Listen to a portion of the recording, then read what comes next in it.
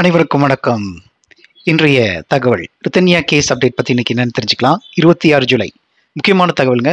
2 திடுக்கிடும் தகவல்கள் வெளியிடப்பட்டிருக்கின்றன. இந்த வழக்கையை மாற்றக்கூடிய 2 ஆவணங்கள் கைப்பற்றப்பட்டிருக்கிறது. ஒன்று, ரித்தன்யா வீட்டிலிருந்து எடுக்கப்பெற்ற ஒரு சூட்கேஸ். அவளுடைய கவின் வீட்டில் அவளுடைய பெட்ரூமில் வைத்திருக்கப்பட்ட ஒரு சூட்கேஸ் வந்து இப்போ கைப்பற்றியிருக்கிறார்கள். அந்த சூட்கேஸ்குள்ளே இருக்கக்கூடிய சில ஃபோட்டோஸ், சில விஷயங்கள், அவர் கைப்பட எழுதின லெட்டர், இது எல்லாமே வந்து அவர்கள் கையில் கிடைத்திருக்கிறது. இது வந்து இப்போ போலீஸோட கைப்பற்றி இருக்கிறார்கள்.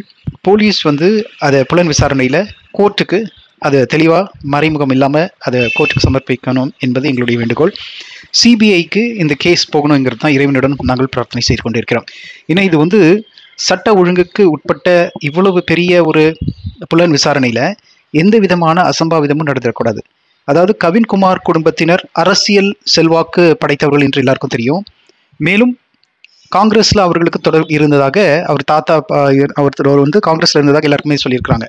அப்படி இருக்கும்பொழுது அரசியல் குறுக்கீடு அற்ற சட்டம் தன் கடமையை செய்ய வேண்டும். அதற்கு சிபிஐ இதில் முறைப்படி அவர்களுக்கு கவின் குடும்பத்தினருக்கு தண்டனை வழங்கி பெற வேண்டும். இதற்கு சாட்சியங்களாக அந்த வீட்டில் வேலை செய்தவர்கள் சில ஆவணங்களை அந்த பெட்டிக்குள் மறைத்து வைத்ததாக தகவல் கூறப்படுகிறது. இந்த பெட்டியை ரித்தன்யா அவர்களுடைய கவின் வீட்டில இருந்து அவருடைய பெட்ரூம்ல இருந்து எடுத்திருக்கிறார்கள். அதில் இருக்கக்கூடிய குறிப்புகள் பார்க்கும்பொழுது பல திடுக்கிடும் விஷயங்கள் வெளியில வரும். அதில் சில பல புகைப்படங்கள், அவர் வெளியிட்ட கைப்பட எழுதிய குறிப்புகள், மன வலிகள், வேதனைகள். இப்போ நம்மளுக்கே வந்து ஒரு மன வலி இருந்தா எதையாவது எழுதுவோம் இல்லையா? நம்மளுடைய குறிப்புகள் எழுதுவோம், இதுல இருந்து மீண்டு வர வேண்டும் அப்படிங்கிற ஒரு நோட்ஸ் எழுதுவோம். அப்போ ரித்தன்யாவுக்கு அந்த பழக்கம் இருந்திருக்கிறது. அந்த குறிப்புகள், அதுல அவர் கைப்பட எழுதிய குறிப்புகள் நம்மளுக்கு சாட்சியகனாக ஆகும். இந்த கேஸ் இன்னும் சாலிட் ஆகும். மேலும் சிசிடிவியில் இருக்கக்கூடிய காட்சி கோப்புகள், அவர் எங்கெங்க கார் நிறுத்தியிருக்கிறார், கோவிலுக்கு வெளியில நிறுத்தியிருக்கிற சில தடயங்கள் கிடைத்திருக்கிறது. அந்த கார்ல கடைசி 1 மணி நேரம் யார் சென்றார்கள் என்பது போன்ற சில தடயங்களும் கிடைத்திருக்கின்றன. இதெல்லாம் வச்சு பார்க்கும் பொழுது குற்றம் சாட்டப்பட்ட கவின், மேலும் அவர் குடும்பத்தினர் வரதட்சணை கொடுமை மட்டுமல்லாமல் பாலியல் ரீதியாக அவளை கொடுமை செய்து மிக கொடூரமாக அவளை இந்த தற்கொலைக்கு தூண்டிவிட்டார்கள். அபட்மெண்ட் டு சூசைட் என்கின்ற இந்த அளவில் அவர்களுக்கு கண்டிப்பாக அதிகபட்ச தண்டனை வழங்க வேண்டும் என்பதுதான் எங்களுடைய கோரிக்கை. மேலும் இது போன்று ரித்தன்யாவுகளுக்கு இனிமேல் நாம் சொல்லக்கூடியது மரணம் ஓர் முடிவு அல்ல. இது கோஸ்ட் பாக்ஸ் என்கின்ற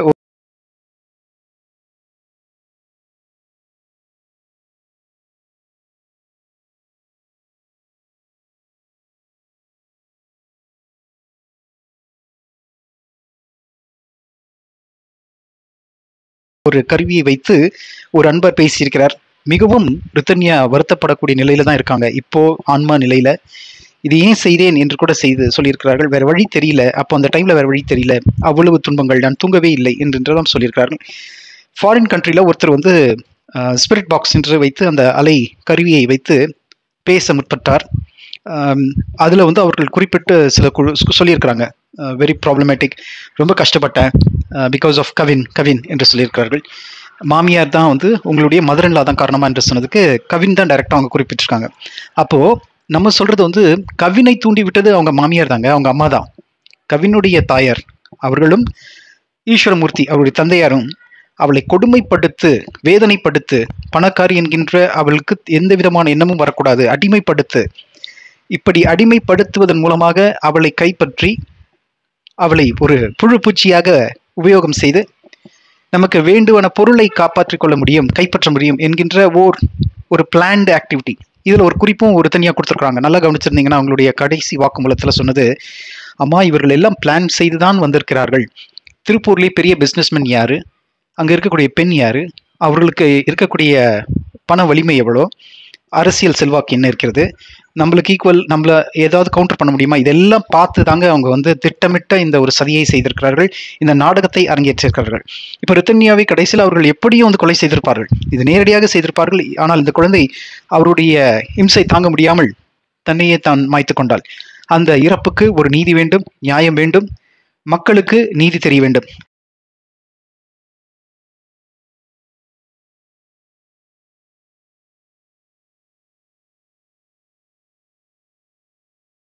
அது மட்டும் இல்லைங்க, எனக்கு எங்க சந்தேகம் வந்ததுன்னு பார்த்தீங்கன்னா, நிறைய வீடியோக்கள் இப்போ வந்து சிவான்னு ஒருத்தர் பேசுறாரு.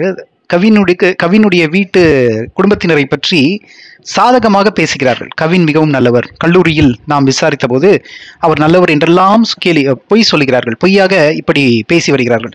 அந்த சிவான் பேசுறவனுக்கு அவன் ஒரு யூடியூபர். அவனுக்கு 2 பெண் பிள்ளைகள் இருக்காங்க. இந்த அநீதி அவனுடைய பெண்ணுக்கு நடந்திருந்தா அவன் சும்மா இருந்திருப்பானா? கொஞ்சமாவது யோசிச்சு நியாய தர்மத்தோடு நடந்துக்கணும் நண்பர்களே. தயவு செய்து இந்த மாதிரி ரித்தன்யாவுடைய குடும்பத்தை பற்றியோ ரித்தன்யா பற்றியோ அவதூறு பேசுவதை நிறுத்திவிடுங்கள். அது ரொம்ப தப்பு. அவள் ஆன்மாவாக இருக்கிறார். அவங்களே மனவேதனையில் இருக்காங்க. இப்போ போய் நீங்க வந்து அதெல்லாம் போய் இந்த கேஸே வந்து ரித்தன்யாவுடைய அப்பா அரசியல்வாதி அப்படிங்கெல்லாம் போய் போலியா ஜோடனை பண்ணாதீங்க. மிக தெளிவாக தன் உடலை துன்புறுத்தினார்கள் என்றும் மன துன்பங்களை வேதனைகளை நான் அனுபவித்திருக்கிறேன் என்றும் அவர் குறிப்பிட்டிருக்கிறார். இதற்கு வந்து புலனாய்வு உடல் கூறு ஆய்வு செய்து அந்த ரிப்போர்ட் போஸ்ட்மார்ட்டம் ரிப்போர்ட் வந்தால் எல்லாம் தெரிஞ்சிடும். முதல் கட்ட போஸ்ட்மார்ட்டம் ரிப்போர்ட்டை வெளியிடாம அவர்கள் வந்து மறைத்து வைத்திருக்கிறார்கள். அது வந்து நம்ம கேஸ் வழக்கு வந்தோடனே அது கோர்ட்டுக்கு சமர்ப்பிக்கப்படும். இதில் என்னன்னு பார்த்தீங்கன்னா, டீட்டெயில்டு ரிப்போர்ட் வந்த பிறகு அந்த ரிப்போர்ட்டை அவங்க மறைக்காம நியாய தர்மத்தோடு செய்தீர்களானால் உடல் மன வேதனைகளை அவர்களால் ஈஸியாக கண்டுபிடிக்க முடியும். என்னென்ன மருந்து எடுத்துக்கிட்டாங்க, அந்த கடைசி 2 நாட்களோ இல்லை 2 வாரமோ என்னென்ன துன்பப்பட்டார்கள், உடல் ரீதியாக கவின் என்ன துன்பத்தினார் என்பதும் தெரிய வரும்.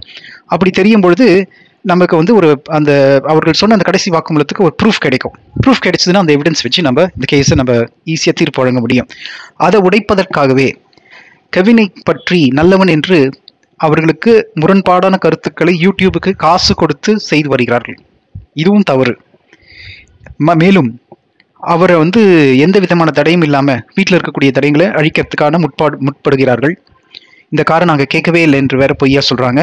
இப்போ வந்து இந்த கல்யாணத்தில் எங்களுக்கு இவ்வளோ பெரிய பிரம்மாண்ட கல்யாணத்தில் விருப்பம் இல்லை, நாங்கள் வந்து பணம் கொடுத்தோம், 24 லட்சம் நாங்கள் பணம் கொடுத்தோம், அவர் வந்து 48 லட்சம் தான் இந்த கல்யாணத்துக்கு செலவு பண்ணார், மேலும் இதர செலவுகள் ஒரு 5 லட்சம் இருக்கும், 2 கோடிலாம் செலவு பண்ணலை, 300 சவரன்லாம் சொல்லலை, 100 சவரன் தான் வந்துச்சு, மிச்சம் 200 சவரன் வந்து பேங்க்ல இருக்குன்னு சொல்றாங்க. ஒவ்வொருத்தரும் ஒவ்வொரு மாதிரியான தகவல் சொல்றாங்க. அப்படி எல்லாம் கூட ஒரு அவதூறு வருது. ஆக மொத்தத்தில் நீங்க பார்த்தீங்கன்னா, அடிப்படையாகவே வரதட்சணை இவர்கள் கேட்டிருக்கிறார்கள். அடிப்படையாகவே இவர்கள் எந்த கார் வேணும் என்று குறிப்பிட்டிருக்கிறார்கள். ஸோ இதை வைத்தே நாம் இவர்கள் டவுரி கேஸ்ல புக் பண்ணி அரெஸ்ட் பண்ணி உள்ள போடலாம். இப்போ எதுக்கு எவிடன்ஸ் தேவைன்னா, அவர்கள் உடல் ரீதியாக கவின் செய்த தொல்லைகளை ப்ரூஃப் போஸ்ட்மார்ட்டம் ரிப்போர்ட்ல இருக்குது. இப்போ கேள்வி வந்து தண்டனையா அல்லவா என்ற கேள்வி அல்ல. டவுரி கேஸுக்கு 10 வருட கடுங்காவல் தண்டனையா, இல்லை இந்த கொலைக்கு ஆதாரமாக இருந்த கவினுக்கு ஆயுள் தண்டனையா அல்லது தூக்கு தண்டனையா என்கின்ற இந்த ஒரு எவிடன்ஸ் தான் இப்போ கேதர் பண்ணிட்டு இருக்காங்க. ஸோ நம்ம மீண்டும் இதை பார்ப்போம். இந்த கேஸ் எப்படி போய் வருகிறது. 30ஆம் தேதி வழக்கு வருகிறது. இது தற்காலிகமாக ஒத்தி வைக்கப்பட்டிருக்கிறது. இப்போது கடுங்காவலில் தான் இருந்து வருகிறார்கள். செய்யூர் சிறையில் தான் இருக்கிறாங்க. இப்போ இந்த வழக்கு கோர்ட்டுக்கு வரும்பொழுது நாம் என்ன நடக்குதுன்னு பார்ப்போம்.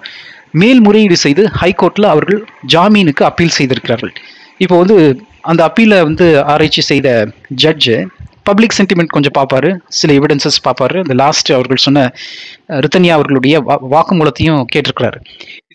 இதெல்லாம் கேட்டுட்டு அவர்கள் அந்த பெண்ணுக்கு நடந்த கொடுமை என்பது போல அவர்கள் ஒப்புக்கொண்டு இன்னும் ஜாமீன் கொடுக்கல. அப்போ இது நல்ல விஷயம்தான். ரித்தன்யாவுக்கு கிடைத்த முதல் வெற்றி.